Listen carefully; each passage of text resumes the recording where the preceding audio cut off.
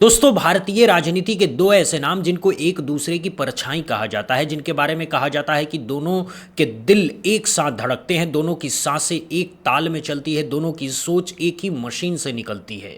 आज उन्हीं दो नामों के बीच खटपट की चर्चा दिल्ली के राजनीतिक गलियारों में सुनाई दे रही है। मोदी और शाह की जोड़ी को लेकर के पहली बार कोई खुल करके पूछ रहा है कि क्या नंबर 1 और नंबर 2 के बीच सब कुछ ठीक है। और ये सवाल कोई पत्रकार अपनी तरफ से नहीं उठा रहा है, ये सवाल कांग्रेस के वरिष्ठ नेता और राज्यसभा सांसद जयराम रमेश ने बाकायदा लिख करके दस्तखत कर करके सोशल मीडिया पर पोस्ट करके पूछा है। और जब कोई अनुभवी राजनीतिज्ञ इस तरह का सवाल सार्वजनिक तौर पर उठाता है तो समझ लीजिए कि आग बहुत गहरी है और धुआं जो दिख रहा है वो बस झांकी है, फिल्म बाकी है। पूरा माजरा समझने के लिए थोड़ा पीछे चलते हैं। मॉनसून सत्र शुरू हुआ, 17 दिन बीत चुके हैं। 17 दिन दोस्तों, और इन 17 दिनों में सिर्फ एक बार भी देश के गृहमंत्री अमित शाह ने न लोकसभा में कदम रखा है न राज्यसभा में। रोज संसद भवन आते हैं, गाड़ी से उतरते हैं, अपने कमरे में जाकर के बैठ जाते हैं, फाइलें देखते हैं, बैठ के करते हैं और शाम को उसी दरवाजे से निकल जाते हैं जिससे आए थे। सदन का सामना करने की हिम्मत नहीं जुटा पा रहे हैं। ये वही अमित शाह हैं जिन्हें बीजेपी का चाणक्य कहा जाता है, जिनके बारे में गोदी मीडिया दिन रात कहती है कि ये इस देश के सबसे ताकतवर गृहमंत्री हैं। सरदार पटेल के बाद ऐसा गृहमंत्री कोई नहीं हुआ और वही सरदार पटेल के आधुनिक अवतार आज संसद के अपने ही दफ्तर में छिपे बैठे हैं। जयराम रमेश ने बड़ी नसीब भाषा में ये बात कही है कि उन्होंने लिखा है कि जो दूसरों को डराते धमकाते हैं वो अक्सर खुद कायर होते हैं। ये लाइन पढ़िए और फिर सोचिए। ये लाइन उस आदमी के बारे में है जो कहता है कि मैं इंदिरा गांधी को झेल लेता था। भाई साहब, आप आज राहुल गांधी को नहीं झेल पा रहे, इंदिरा गांधी क्या झेलेंगे। ये लाइन उस आदमी के बारे में है जिसकी एक फोन कॉल पर कहा जाता है कि सरकारें गिर जाती है, विधायक टूट जाते हैं, ईडी सीबीआई दौड़ने लगती है। और वही आदमी आज संसद में एक सवाल का सामना करने से बच रहा है। सवाल भी कोई बहुत उलझा हुआ नहीं है, बड़ी सीधा सवाल है। जंतर मंतर पर हमारे बच्चों पर जो पैलेट गन चली, जो किलो वाली लाठियां चली, वो आदेश किसने दिया, बस इतना। लेकिन इस एक लाइन का जवाब देने के लिए देश के गृहमंत्री 17 दिन से कमरे में बंद है। अब जयराम रमेश की चिट्ठी में जो असली बम था वो ये था कि उन्होंने पूछा कि क्या नंबर 1 और क्या नंबर 2 के बीच सब कुछ ठीक है। ये सवाल पूछते ही दिल्ली में हलचल मच गई, क्योंकि ये सवाल हवा में तैर तो रहा था लेकिन खुल करके कोई पूछ नहीं रहा था। और अब जब ये सवाल पूछा जा चुका है तो अंदर खाने की जो चर्चा है वो सामने आने लगी है। एक चर्चा ये है कि प्रधानमंत्री खुद चाहते हैं कि अमित शाह सदन में आएँ, कुछ भी बोल करके मामला निपटाएं ताकि सरकार की जो साख गिर रही है वो थोड़ी तो बच जाए। लेकिन अमित शाह हैं कि आ ही नहीं रहे हैं। अगर ये बात सच है तो सोचिए कि मामला कितना गंभीर है। खुद प्रधानमंत्री अपने ही गृहमंत्री को नहीं मना पा रहे हैं। दो जोड़ी 12 साल से एक दूसरे की परछाई बन करके चल रही थी, आज उस जोड़ी के बीच एक अनदेखी दीवार खड़ी हो गई है। और इस दीवार को खड़ा करने में सबसे बड़ा हाथ है जंतर मंतर की उस घटना का जिसने अमित शाह की लौह पुरुष वाली छवि की जड़ें हिला दी है। इस पूरी कहानी में जो सबसे दिलचस्प मोड़ आया वो तब आया जब राज्यसभा में उपराष्ट्रपति सीपी राधाकृष्णन ने खुद संसदीय कार्य मंत्री से कह दिया कि आप विपक्ष की भावना गृहमंत्री तक पहुंचाइए कि वो सदन में आकर के जवाब दें। Now I request you to consider this request that he requested the home minister to come to the house. You represented to it is his will, but you, as a parliamentary affairs minister, you can echo the sentiments of the opposition to the edge. और सबसे मजेदार बात यह है कि ये बात कहते ही उस दिन उधर आरएसएस प्रमुख मोहन भागवत ने जेनजी की तारीफ में कसीदे पढ़ने शुरू कर दिए कि जेनजी सच्चे देशभक्त हैं, आज के जेनजी से बड़े देशभक्त कोई नहीं है, इनमें अपार ऊर्जा है, वगैरह वगैरह। ये इत्तेफाक नहीं था, ये एक तालमेल था। संघ भी संकेत दे रहा था कि भाई अमित शाह अब झुक जाओ, बच्चों की तरफ थोड़ा प्यार दिखाओ, माफ़ी मांग लो। लेकिन अमित शाह हैं कि टस से मस नहीं हो रहे हैं। इससे ये भी संकेत मिलता है कि खुद संघ परिवार में भी अब बेचैनी है। संघ भी समझ रहा है कि अगर ये मामला ऐसे ही खिंचता रहा तो 2027 का यूपी चुनाव, 2029 का लोकसभा चुनाव सब पर असर पड़ेगा। संघ का अपना एक स्वतंत्र गणित होता है, वो सिर्फ मोदी शाह की जोड़ी पर निर्भर नहीं है। संघ के लिए बीजेपी पहले है, कोई एक व्यक्ति नहीं। तो जब संघ ने भी संकेत दिया कि थोड़ा पीछे हटो और फिर से शाह आगे बढ़ते ही चले जा रहे हैं, तो ये बताता है कि या तो शाह साहब जिद पर आ गए हैं या फिर उनके पास कोई रास्ता ही नहीं बचा है। दोनों ही सूरतें बीजेपी के लिए खतरनाक है। अब जरा इस पूरे तमाशे में दूसरा एंगल देखिए जो इससे भी ज्यादा हैरान करने वाला है। पूरी बीजेपी, पूरा एनडीए कल दिन भर संसद के अंदर एक ही नाम जपता रहा, राहुल गांधी, राहुल गांधी, राहुल गांधी। बीजेपी के सांसद बैनर लेकर के घूम रहे थे, प्ले कार्ड लहरा रहे थे, नारे लगा रहे थे, राहुल गांधी जवाब दो, राहुल गांधी जवाब दो। भाई साहब, राहुल गांधी की पार्टी के पास लोकसभा में महज 99 सांसद हैं। पूरा इंडिया गठबंधन मिलकर भी बहुमत के आसपास नहीं है। सरकार आपकी है, प्रधानमंत्री आपके हैं, गृह मंत्री आपके हैं, दिल्ली पुलिस आपकी है, सारी केंद्रीय एजेंसियां आपकी है, इकोसिस्टम आपका है, और आप जवाब मांग रहे हैं राहुल गांधी से। राहुल गांधी, राहुल गांधी, राहुल गांधी, राहुल गांधी, राहुल गांधी हैवानियत को हवा दे रहे हैं। वैसा ही है जैसे घर का मालिक चौकीदार से पूछे कि तिजोरी की चाबी कहाँ है, जबकि चाबी खुद मालिक की जेब में है। ये जो बीजेपी कर रही है ना, ये इतिहास की सबसे बड़ी राजनीतिक भूल कर रही है। बिल्कुल वैसी ही भूल है जो एक जमाने में सोनिया गांधी की कांग्रेस ने की थी। याद कीजिए 2002 से 2014 के बीच का दौर। सोनिया गांधी की कांग्रेस ने नरेंद्र मोदी पर इतने हमले किए कि गुजरात का एक मुख्यमंत्री धीरे धीरे राष्ट्रीय हीरो बनता चला गया, मौत का सौदागर कहा गया, हिटलर से तुलना की गई, वीजा तक रद्द कर दिया गया, अंतर्राष्ट्रीय स्तर पर बदनाम किया गया। और नतीजा क्या हुआ? नतीजा ये हुआ कि उस वक्त शिवराज सिंह चौहान, रमन सिंह, नीतीश कुमार, नवीन पटनायक जैसे कहीं ज़्यादा पॉपुलर मुख्यमंत्री होते हुए भी बीजेपी ने केंद्र में नरेंद्र मोदी को पीएम कैंडिडेट बना दिया।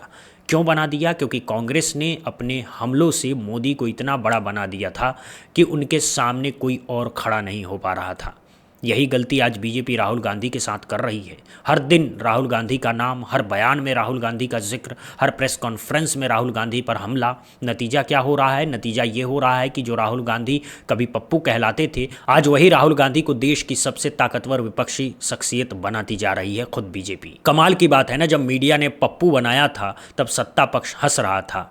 अब जब सत्ता पक्ष खुद ही राहुल गांधी को हीरो बना रहा है तो जनता भी सोच रही है कि जरूर इस आदमी में कुछ बात है, वरना पूरी सरकार क्यों इसके पीछे पड़ी है। बहुत पुरानी कहावत है कि जब आप किसी पर लगातार हमला करते हैं तो आप उसे स्थापित कर देते हैं, और स्थापित हो रहे हैं राहुल गांधी। संसद के बाहर वो प्रेस कॉन्फ्रेंस करते हैं तो लाखों लोग देखते हैं, सोशल मीडिया पर हर वीडियो वायरल हो जाता है। भारत जोड़ो यात्रा से जो सिलसिला शुरू हुआ था वो अब अपने चरम पर पहुंच रहा है, और इसमें सबसे बड़ा योगदान है खुद बीजेपी का, क्योंकि उन्होंने अपने ही हाथ से राहुल गांधी को उस ऊंचाई पर बैठा दिया है जहां तक पहुंचने में शायद उन्हें 10 साल और लगते।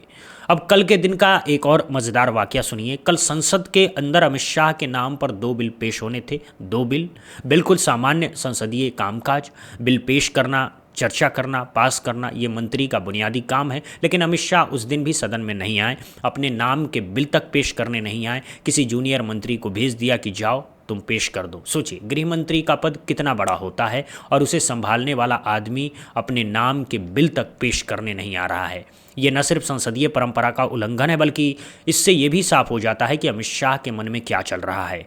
वो एक कदम भी सदन की तरफ बढ़ाना नहीं चाहते हैं, क्योंकि उन्हें डर है कि कहीं विपक्षी उन्हें घेर न ले, कहीं कोई सवाल न पूछ ले, कहीं टीवी कैमरे उनका चेहरा न पकड़ लें। ये डर है, और ये डर बहुत साफ दिख रहा है। अब जरा 56 इंच वाले प्रकरण पर भी बात कर लेते हैं, क्योंकि ये भी इस पूरे माजरे का एक अहम हिस्सा है। 12 साल से देश को ये बताया जा रहा था कि हमारे प्रधानमंत्री का सीना 56 इंच का है, वो झुकेंगे नहीं, वो डरते नहीं हैं, वो झेल लेते हैं। हर टीवी चैनल पर, हर अखबार में, हर सोशल मीडिया पोस्ट में यही मोदी चालीसा चलती रहती है।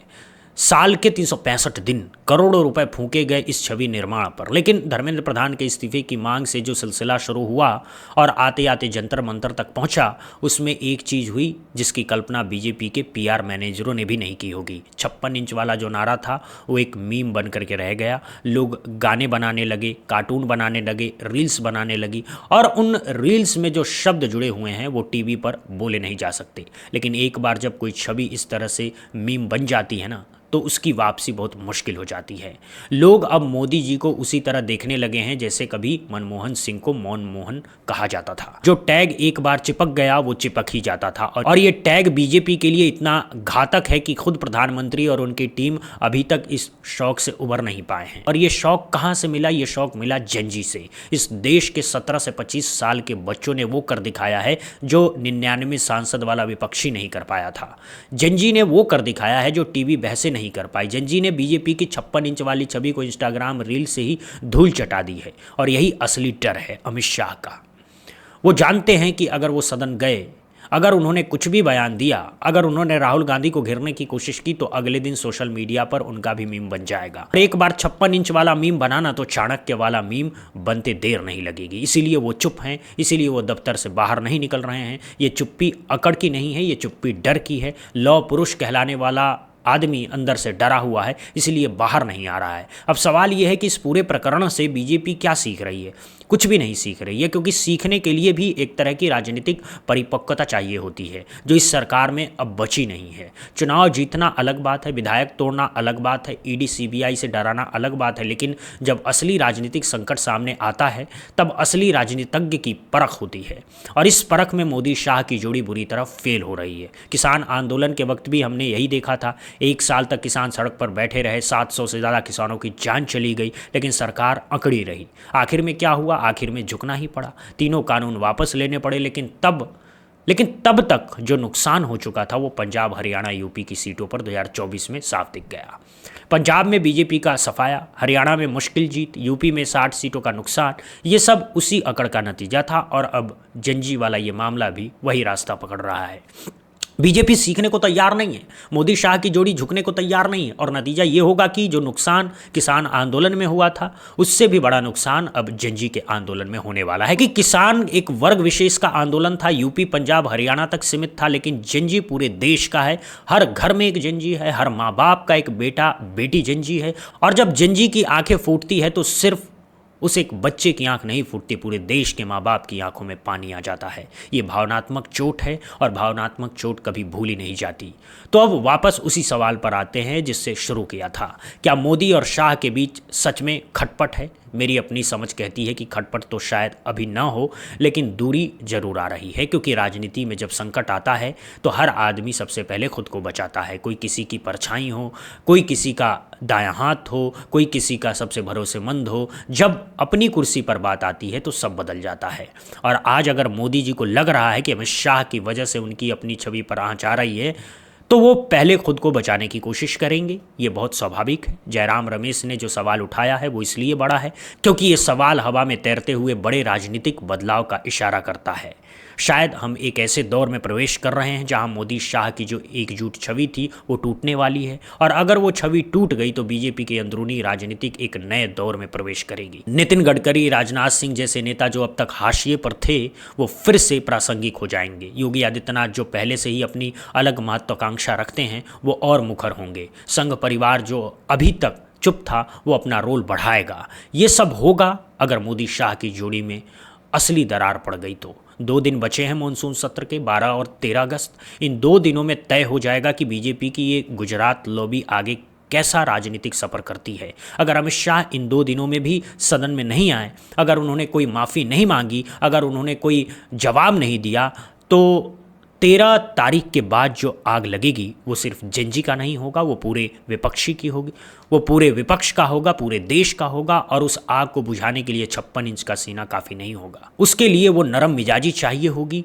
जो मोदी शाह की जोड़ी में शायद कभी नहीं दिखी। जनता अब सवाल पूछ रही है, और जिस दिन जनता के ये सवाल वोट में बदलेंगे उस दिन 400 पार का नारा 240 पर आकर कैसे रुक गया था, वो 240 भी 200 के अंदर कैसे सिमट सकता है, ये देखने को मिलेगा। लौह पुरुष अगर सचमुच लौह पुरुष होते तो जंग तो लगती ही है लौह पर, ये बात याद रखनी चाहिए थी। अकड़ का सोना कब जंग खा गया ये पता ही नहीं चलेगा, और जब जंग लग जाती है ना तो कोई भी पॉलिश उसे वापस चमकदार नहीं बना पाती। यही सबक है इस पूरे प्रकरण का। सत्ता की चमक स्थायी नहीं होती, जनता का धैर्य असीमित नहीं होता, और जो नेता समय रहते झुकना नहीं सीखते वो एक दिन उसी संसद में अकेले बैठे नजर आते हैं जिस संसद में कभी उनकी हुंकार से पूरा सदन गूंजता था।